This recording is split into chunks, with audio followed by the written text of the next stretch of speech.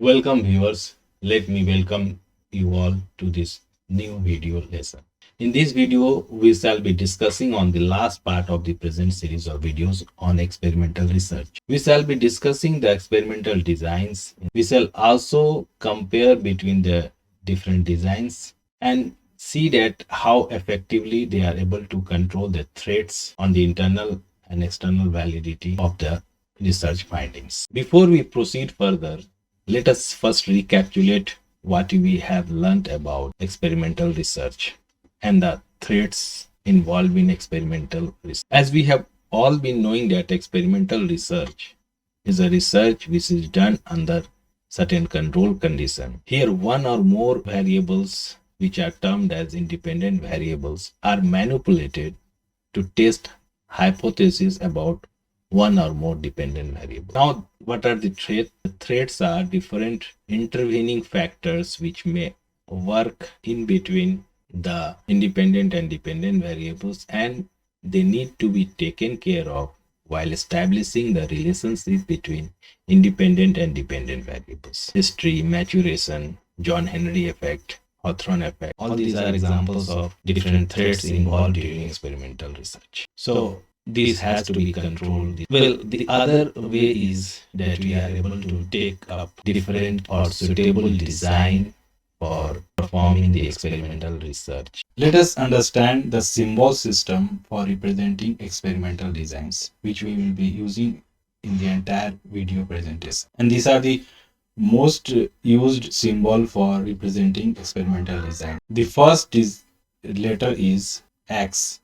So X is the exposure of a group to the experimental treatment or traditional treatment, or this denotes the treatment variable or when we are manipulating something. Now the second thing which is there is about observation, which is represented by O. So what is observation? Observation is the measurement of the dependent variable. So for our example, as we have discussed in the previous presentation or video, suppose the dependent variables like achievement in science or student attendance or students motivation, these all can be treated as O or observation or the readings on dependent variable. If multiple observation or measurement shall be done, then subscripts which will be used to represent them in order of as they are being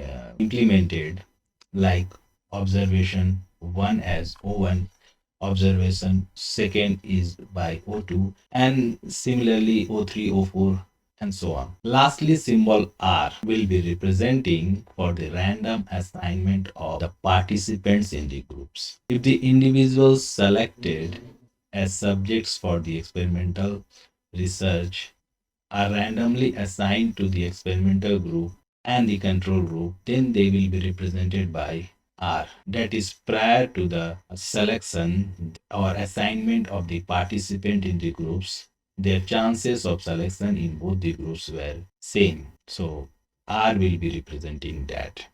Well, in this video, we will be discussing designs under three categories. First one as pre-experimental designs, then the true experimental designs, and the third will be the quasi-experimental design. Several designs under these three categories will be discussed. The selection and use of a particular design depends upon several factors like the researcher's wisdom, the nature of the variables under investigation, feasibility of implementing the designs, the content and the setting available, etc. It is always desired that the design chosen, irrespective of whatever factors have been taken into consideration for its selection, it should guarantee that it is able to control different types of threats, and it is ascertaining the internal validity of the study and thus in turn increasing the external validity of the findings.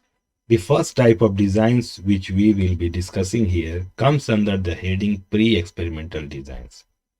Pre-experimental designs, as the name suggests, are very near to experimental design, but not as good as good experimental designs. We can say that They lack or have very poor control with regard to confounding variables or different threats to experiments. To establish the internal and external validity are a biggest challenge in these designs. Of course, that is why they lack generalization potential.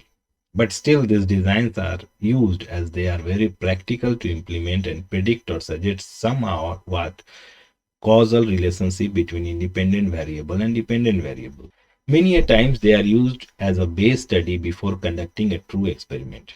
We can also say that they are the designs which serves as a popular cause or background behind many investigations. That is, they provide hint to researcher that the independent variable and dependent variable are related. And then they may proceed to conduct experiments with better control. One important aspect of this design is that while selecting the groups, randomization is not done or most appropriately not possible. In this category of design, that is under pre-experimental designs, we will be discussing basically three designs.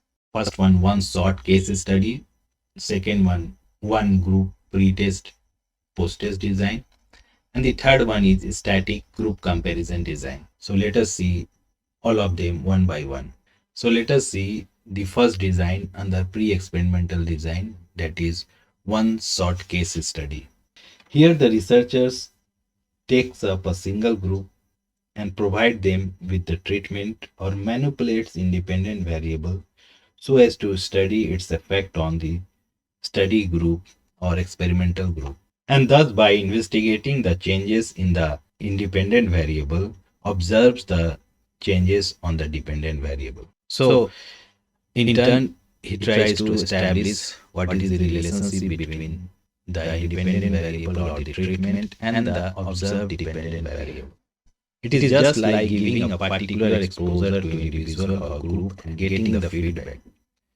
Just like how was the food, how was the movie, how was my class.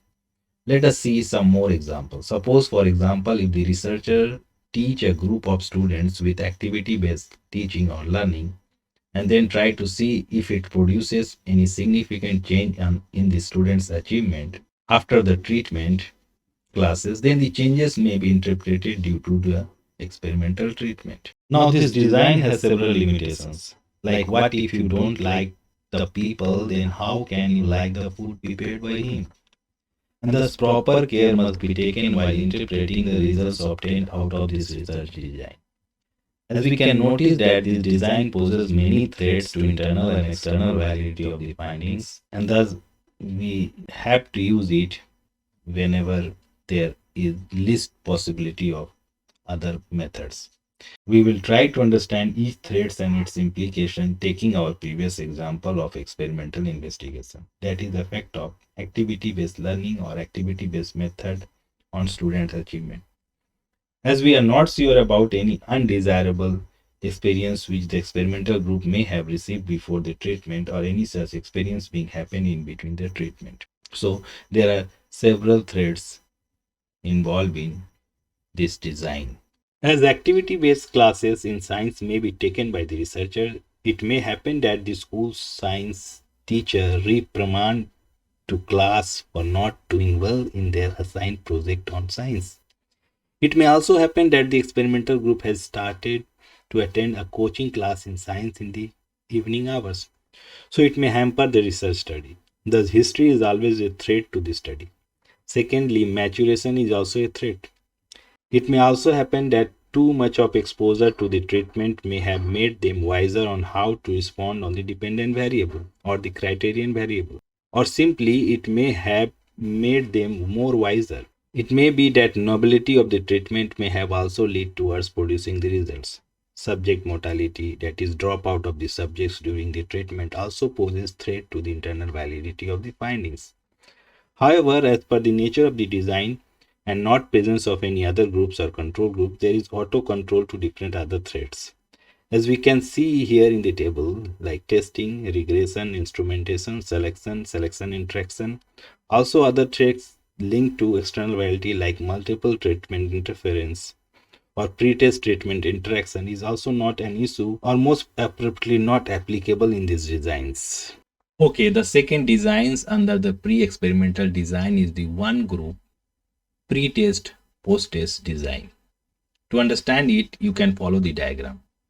Here we administer a pre-test on a single experimental group and then provide it with the experimental treatment, and then after the exposure period is over, conduct a post test to make sure that if there is some significant changes between the post test and the pre test results, and thus we can interpret this finding and can establish the causal relationship between the independent and the dependent variable, and thus the results obtained can be interpreted in terms of establishing the relationship between the independent and dependent variable, if it is effective or not. Now let us see which type of threats are associated with this design. When we see here, history and maturations are threat. Further, regression is also a threat, as the extreme scores obtained by the subjects on their pre-test are bound to change due to their regression property and may not be caused by the independent variable. It may be also that these testing instruments may not be scoring similarly. Perhaps the person grading the post-test is fatigued and pays less attention to the last set of papers reviewed, and thus instrumentation is also a threat. Pre-test sensitization is a threat too, and it poses a threat for internal and external validity. As you all should have watched the previous video on experimental threats, I hope you all shall be able to follow the terms being explained here. Let us see the third design under this category. The third design which we focus upon in this category is the static group comparison design. The characteristics feature of this design is the presence of one more group, or we can say the control group, and with whom the experimental group's findings are compared. In this design, there are two groups, one experimental and one control group. The experimental group is exposed to the experimental treatment, whereas the other group only receives traditional treatment. For instance, as per our example being discussed, the experimental group takes classes in science using activity-based lessons, and our second group or control groups are being taught the same topic using the usual classroom method. After the experimental exposure is over, the groups are tested and thus the result obtained, or the gain score, that is the post-test minus pre-test, are compared between the groups. That is experimental and control group. So we compare the performance of experimental and control group so as to interpret that the difference in the experimental group are not by chance, but the difference is significant, and we can say that the independent variable has significantly affected the dependent variable or achievement in science, and thus establishing the causal relationship. Okay, let us talk about the efficacy of this design in controlling the threats. As we observed that in comparison to the above two designs, and as our table shows, we are able to control many threats in comparison to the previous two designs like history, testing, instrumentation, regression, pre-test, treatment interaction, and multiple treatment or treatment interaction. And these all are only possible due to presence of control group. But maturation and subjects mortality is still an issue.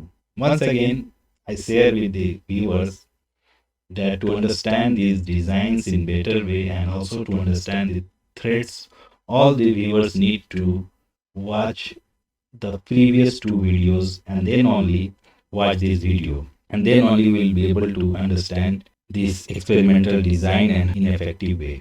Coming back to this presentation, as there is no randomized selection of this group, there is always a threat involved regarding the selection, biasness, and also selection interaction. But overall, this design is a better option than the previous two designs mentioned under this category or in this category of pre-experimental designs. Now we will be discussing on the second type of design. The second category of designs that we will be talking about is called as true experimental design. As the name suggests, these are the best possible design in terms of providing optimum control and possessing maximum internal and external validity. As the name suggests, they are the best design in comparison to the other two categories. They are very close to the designs which we set up in research labs or science experiments in laboratory. As they impose maximum control to the confounding factors and other threats to internal and external validity, they are the best designs we should be suitably used whenever possible in an experimental condition in behavioral science setup. The things which are very peculiar to these designs is always there is a presence of control group in these designs, and the subjects are selected randomly. If these conditions are not met, then of course they cannot be taken as true experimental designs. In this category of true experimental design, I will be talking about three designs, that is post-test only control group design, pre-test post-test control group design, and the third will be Solomon 4 group design. The first of this design, that is first design in the true experimental design, is post-test only control group design. Here two groups are as experimental and control group. The subjects are randomly assigned to two groups, namely experimental and control group, and the experimental group is provided with experimental treatment and the control group remain exposed to the traditional condition. As per our example, suppose the subjects are divided into two groups in random order. Then the experimental group receives lessons through activity-based lessons. At the same time, the control group receives the same lesson through the regular mode. After the experimental treatment is over, both the groups are given post-test, and these post-test results are compared, and thus the obtained results are used to reach the conclusion if the experimental treatment or the independent variable has provided some significant result and whether the method have been better than the usual regular method. Let us see the advantages of using the design over the pre-experimental design. As we observe the table, this design is better than the designs we discuss in the pre-experimental design. This design is able to control many threads. As you are clear about different types of threads to internal validity and external validity, as explained in my earlier video, and as I explained this design better controls the threads of history, maturation, testing, instrumentation, regression, selection, and selection interaction, and also the threads due to pre-test X interaction and also the multiple treatment diffusion. Although mortality is again a threat which has to be taken care of, we must notice that the presence of control group and also the random assignment of the subjects in the groups lead towards controlling these threats. Let us see now the second design. The second design in this type of category is pre-test, post-test control group design. In this true experimental design, we can say that before giving the experimental group the experimental exposure, first both the groups are given a pre-test on the dependent variable. And after this, the experimental group is exposed to treatment and the control group is given the usual exposure or pre-existing exposure as in normal setting. As per our example, the usual classroom to teach the topic will be taken in control group and the experimental exposure, that is activity-based lesson, will be taken in the experimental group. After this, the post-test is administered and thus the gain score for experimental group, that is the post-test minus pre-test scores, and the gain scores of the control group, that is their post-test minus pre-test, are then compared to suggest if the experimental treatment is significant enough so that it can be interpreted that there is significant changes in the dependent variable and it is due to the independent variable only. And thus we can interpret that our treatment is better than the regular mode of teaching or not. Again, this design controls many of the undesired threats. As we observed in this design, it is quite sure that this design very well control most of the threats to the internal validity and external validity of the experimental research. The presence of control group, random selection of the participants, and the pre-test are factors which very well controls all these threats. Only pre-test treatment interaction poses a threat to the finding, but this design of experimental research is one of the best design and must be tried to be used while conducting an experimental research whenever possible. The third design under the true experimental design is Solomon 4 group design. As the name suggests, there are essentially four groups here in this study. We can see the design that is combination of previous two designs under the true experimental designs. That is, it is the combination of post-test only control group design and the other pre-test post-test control group design. Thus, two groups are exposed to experimental treatment as seen in the figure through X1, and the other two groups receive the traditional exposure X2. As this is the combination of other two designs, it is one of the strongest design as per as the control and threats are concerned. Now we can see how the collected data when meaningfully used can give us idea about different types of effect produced during the study. So if we want to observe some specific effect produced only due to treatment or after random assignment etc. can be seen through the following equations. That is, if we want to see only the effect of independent variable, it can be done through O2 minus O4 or O5 minus O6. Similarly, if we want to see the effect of only pre-testing, then we can subtract O6 from O4. For studying the effect of pre-testing or treatment and measurement, it can be done through O2 minus O5. Also, effect of random assignment of the subject can be studied through O1 minus O3. Thus, we can say it has many ways of interpretation and thus the results possess enough reliability and validity that it can be effectively replicated in other situations and surroundings. I can understand that it is not easy to get it so fast how these all equations are working, but if you rewind, rewatch or pause this video and reflect upon them, you will be getting them how they are working. So this particular design can give us several observations related to our studies and thus whenever possible must be used. Okay, if you see the table of threads, we can well observe that by the nature of the design and several groups involvement, we can say that to some extent it is always able to minimize all the risk involved for the internal validity and external validity of the experimental work. So once again, I shall like to mention this design whenever possible must be used. Also one thing I shall like to add that by increasing the number of groups, we shall be always in position to check many of the threads involved. So multiple control groups are very useful and can be always used for the triangulation process. So whenever possible, have several groups available, then you go for this type of design. Well, we will now be discussing the third category of research design under experimental study. These are termed as quasi-experimental design.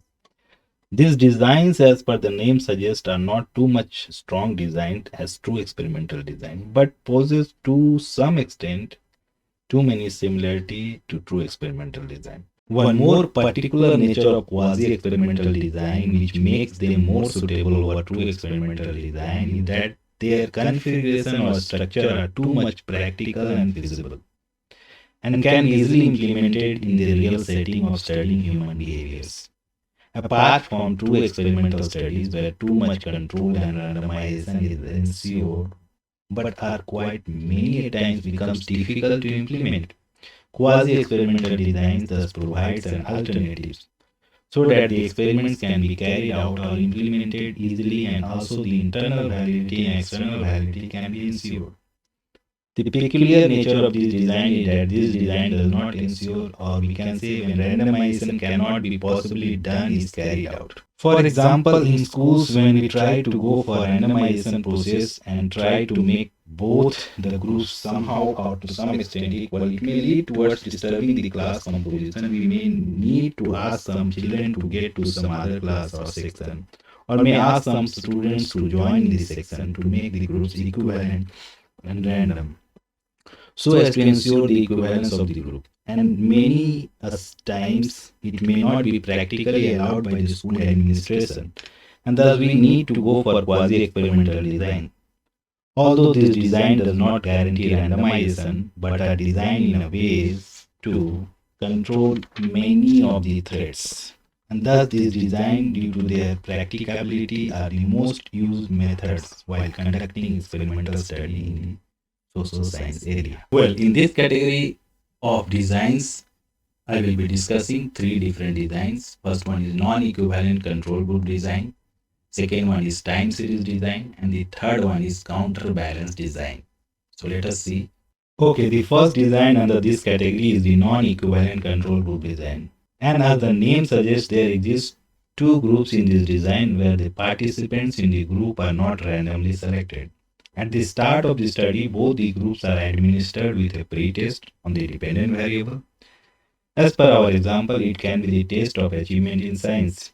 Then one group, that is experimental group, receives experimental exposure, lessons of science using ABL or activity-based lessons, and the control group sets to get the traditional or usual ongoing classes in science.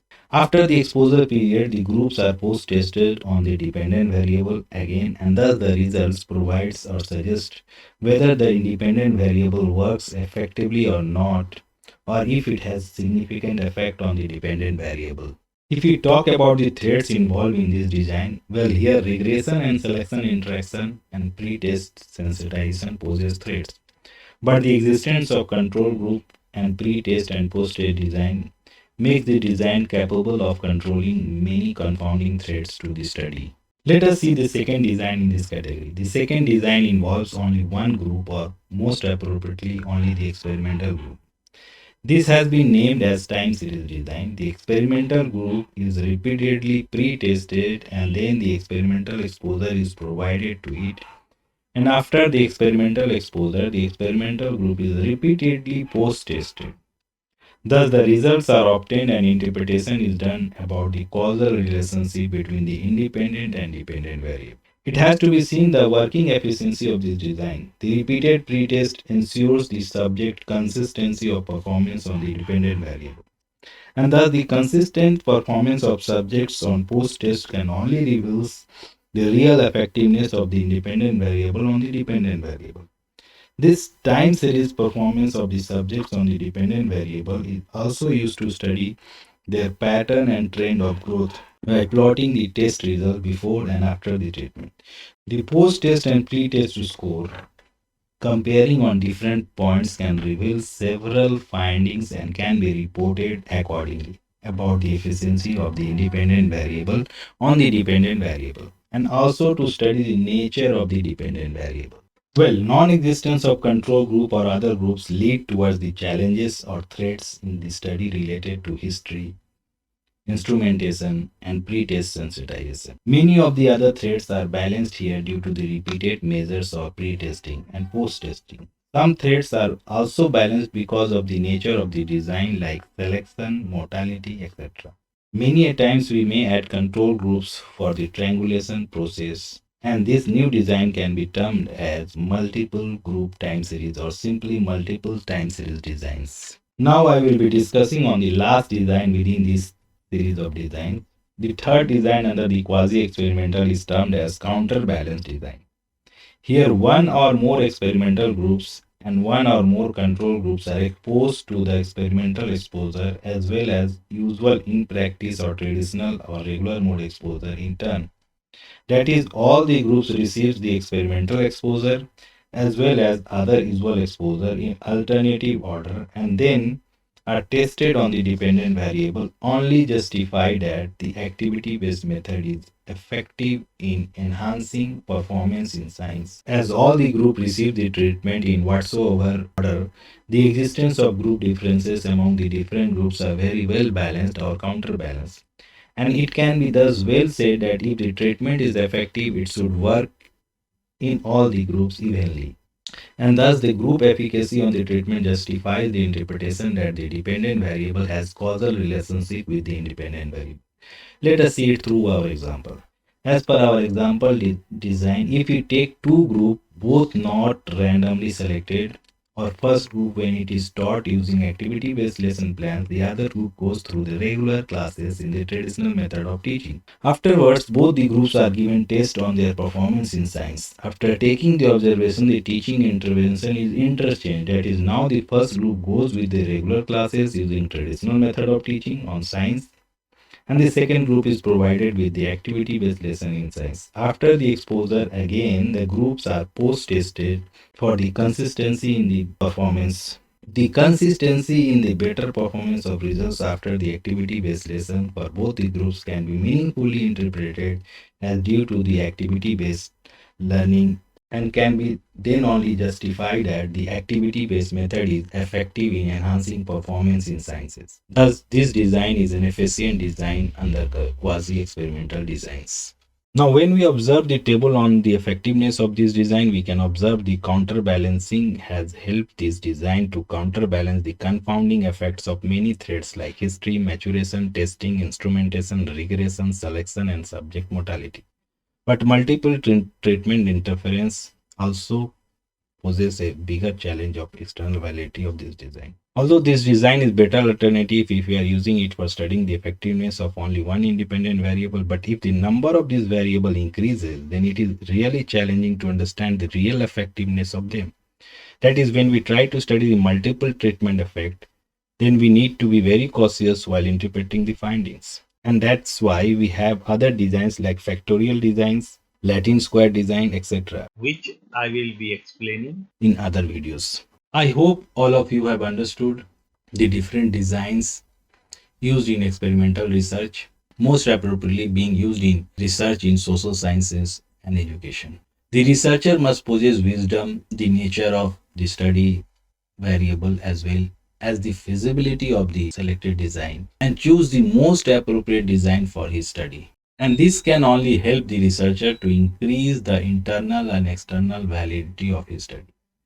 It is also true that the results obtained here after investigation must be carefully interpreted. The description of the settings, how the experiment has been performed, that is procedure of investigation, and the operational definition of the variables under investigation, as well as illustration of the tools used for observation can only lead for better replication of the test result. After studying all these designs, one thing has to be understood that in these designs, the researcher can do minor changes if required for the increasing the validity of the findings, like increasing the number of control groups, increasing the number of observations, etc. So this is all about experimental research. It has to be also understood that there are several other design experiments like factorial designs, single subject designs, statistical design, completely randomized design, randomized block design, Latin square designs. All these designs are awesome designs and thus has to be understood well before they can be used in a proper way. I shall be discussing them in some other videos, the settings, the different conditions, the different parameters when we have to use those design, when these typical designs are implemented. Several examples of their uses will be discussed in some other video. So keep watching my videos. If you like this video, then press the like button and also subscribe to this channel. Once again, thank you.